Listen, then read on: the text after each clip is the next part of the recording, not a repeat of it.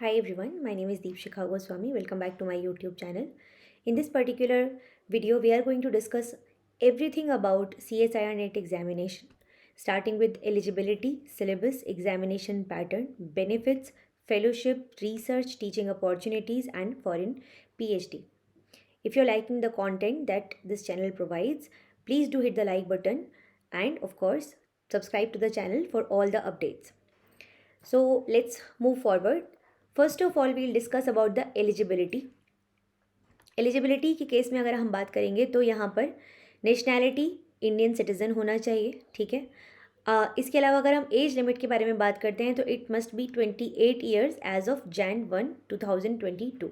1 जनवरी 2022 के हिसाब से this should be 28 years is the maximum age limit for JRF।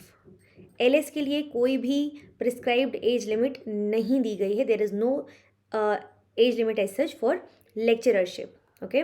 इसके अलावा for categories like SC ST persons with disability and female applicants there is a relaxation and up to 5 years for all these and 3 years for OBC non creamy layer candidates।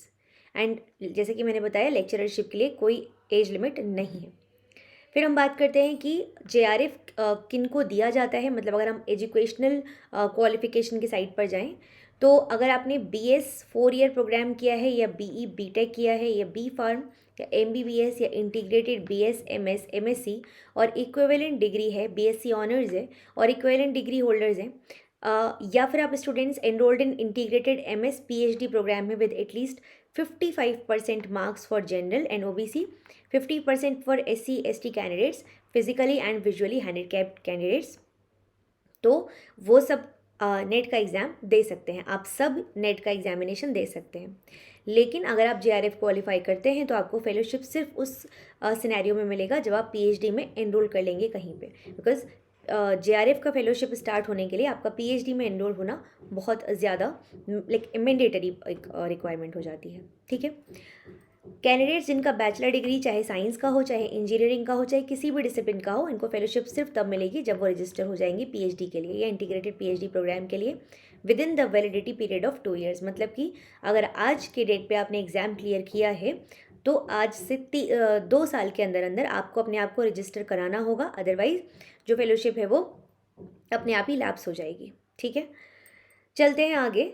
जैसे कि मैंने बताया educational qualification के बारे में, तो ये आपने सबने देख लिया है। अब रिलैक्सेशन मैंने आपको ऑलरेडी बता दिया है कि जो एज लिमिट का रिलैक्सेशन है वो कितना है, एंड देन जो रिलैक्सेशन इन मार्क्स है, मतलब 55% है जनरल और OBC के लिए और बाकी सब में 50% का आपको मार्क्स का क्वालिफिकेशन वहाँ पे रखा गया है, ठीक है। अब चलते हैं फेलोशिप अमाउंट की तरफ। तो मैं आपको लेकर जाऊँगी CSIR की वेबसाइट पर ही वापस से, ठीक है, जहाँ पर कि हम देखेंगे कि कितना इसका फेलोशिप का amount and things like that होता है। स्टाइपेंड के बारे में अगर हम बात करते हैं तो जब आप JRF क्लियर करके PhD ज्वाइन करते हैं तो इनिशियली 2 साल के लिए आपको 31,000 का अमाउंट दिया जाता है पर मंथ, ठीक है। इसके अलावा पर ईयर आपको 20,000 पर फेलो का कंटिजेंसी ग्रांट भी दिया जाता है, ओके। 2 साल के कंप्लीट होने के बाद में आपको 35,000 पर मंथ मिलने लगता है for the third and subsequent years on the basis of assessment. तो आपका असेसमेंट किया जाता है एक्सपर्ट कमेटी के द्वारा, और उसके बेसिस पर आपको जब गो अहेड मिलता है तो 35,000 पर मंथ आपको वहाँ से फेलोशिप मिलना स्टार्ट हो जाता है, okay. So this is all about stipend and tenure. और ये जो टेन्योर है इन जनरल मोस्टली 5 ईयर तक का रहता है, ठीक है। अब यहाँ पे लिखा गया है the 5th year extension as SRF NET is permissible on the recommendation of a 3 member assessment committee. मतलब लिखा गया है कि जो फेलोशिप है, extension of tenure for the 4th year of SRF will be on the basis of progress report and recommendation of the guide. 5th year का जो extension मिलेगा वो होगा recommendation of 3 member assessment committee etcetera, ठीक है। तो यह इस मतलब every time you have to make a report and they will assess your progress, and if you qualify and if they are satisfied with the progress that you have made, then definitely आपको जो fellowship है वो 1 और साल मिल जाता है, ठीक है। अब चलते हैं नेक्स्ट पॉइंट की तरफ, दैट इज़ सिलेबस। सिलेबस में अगर हम बात करते हैं तो जो लाइफ साइंसेस का सिलेबस है उसमें अगर हम लाइफ साइंस मतलब सब्जेक्ट के सिलेबस के बारे में बात करें, ना कि पार्ट ए जनरल एप्टीट्यूड के बारे में, तो यहाँ पे इन टोटल 13 यूनिट्स होती हैं, ठीक है।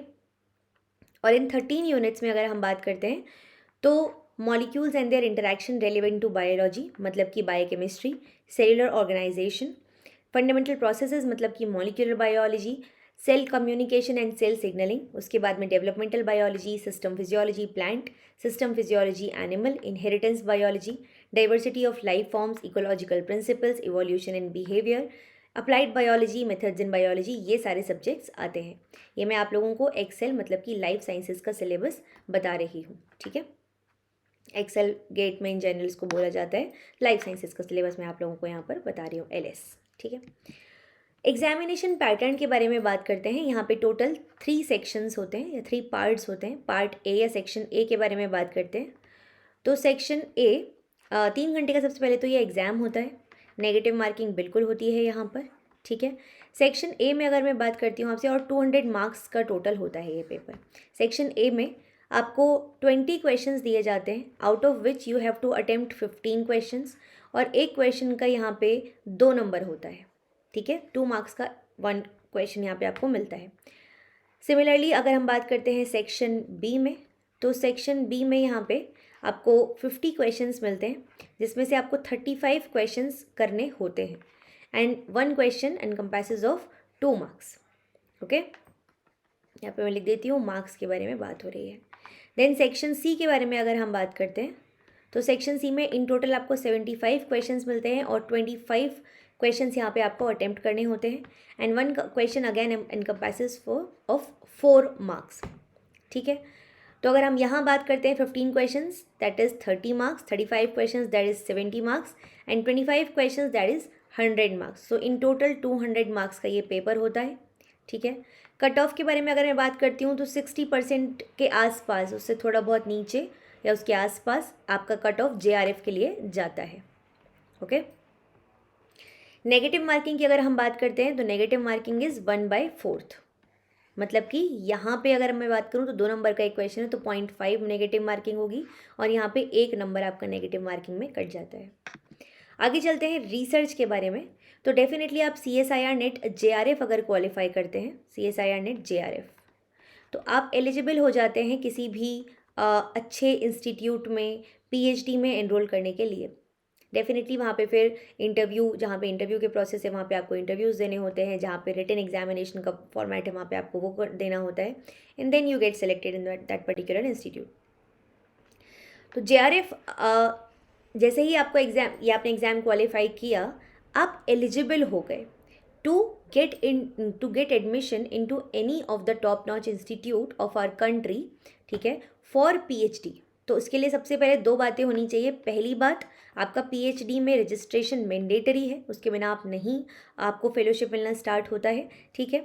दूसरी बात ऑफ कोर्स आपका मतलब आपको एडमिशन मिलना सबसे पहले तो सबसे बड़ी बात है ना, उसके बाद में बाकी का प्रोसेस जो है वो शुरू होता है। अब बात यहाँ पे ये आती है कि CSIR नेट JRF अगर आपने क्वालिफाई कर लिया, that does not guarantee you admission.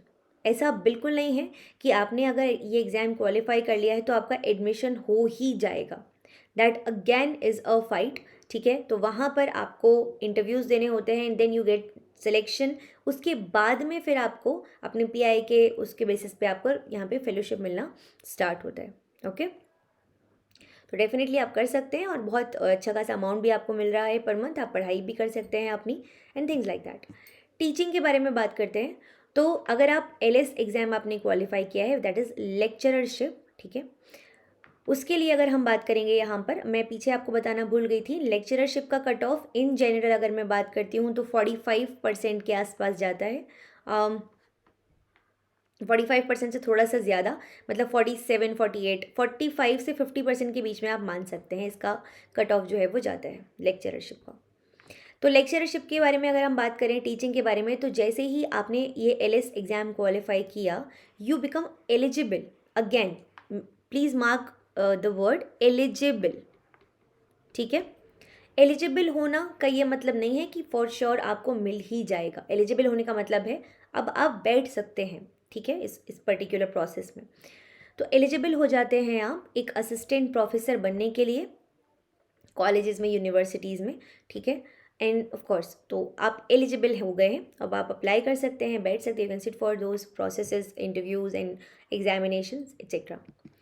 आगे चलते हैं पीएचडी अब्रॉड के बारे में। So if you want to, if you are somebody who is looking for PhD options abroad, और आप फॉरेन यूनिवर्सिटी में जाके पीएचडी करना चाहते हैं, तो द पॉइंट इज़ कि we have a lot of professors, Indian professors who are right now they are posted, they are situated in abroad, ठीक है, and they are situated abroad, और क्योंकि वो वहाँ पर हैं, सो सम, और of course there are a lot of Indian students as well, तो somehow there is a sort of feeling कि they know about this particular examination, CSIR NET examination.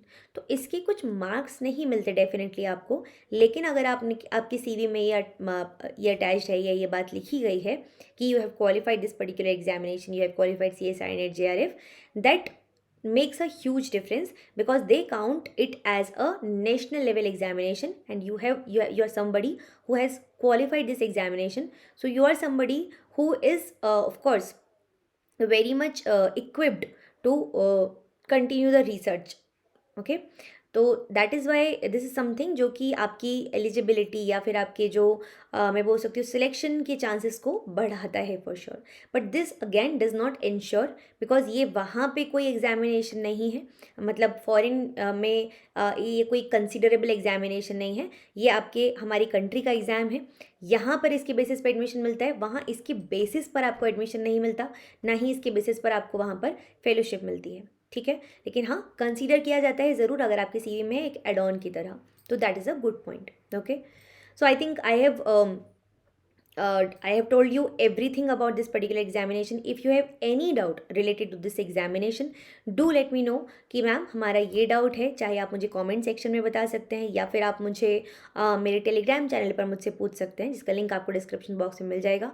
Apart from that, जो मैंने CSIR का link जो मैंने open करके आपको बताई थी कुछ चीज़ें, वो लिंक मैं डिस्क्रिप्शन बॉक्स में दे दूँगी आप लोगों को, so that if you want to read yourself you can check each and everything जो वहाँ पर आपको मैंशन किया गया है, ठीक है। So this is all about this particular video. Thank you so much. Please do like the video, share the video amongst your peers and friends, and subscribe to the channel. Thank you so much. We'll see you in the next video. Bye bye everyone.